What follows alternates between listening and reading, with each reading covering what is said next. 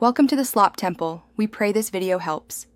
You start by capturing the crash footprint so you know what to fix.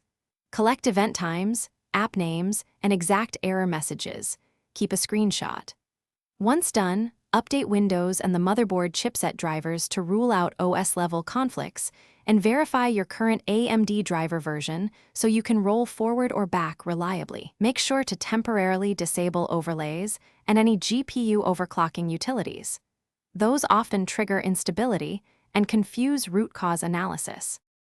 Next, you perform a clean driver replacement to eliminate corrupted installs.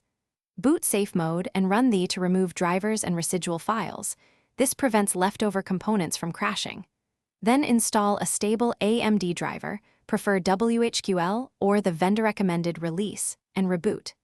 After reinstall, run a targeted GPU stress test while monitoring temperatures, clock stability, and Windows Reliability Monitor entries, so you can see whether the crash reproduces under load or only in a specific app. To finish, validate hardware and system settings methodically. If crashes continue, test the card in another PC or swap PCIe slots to isolate board or slot faults. Also revert BIOS GPU and power settings to defaults.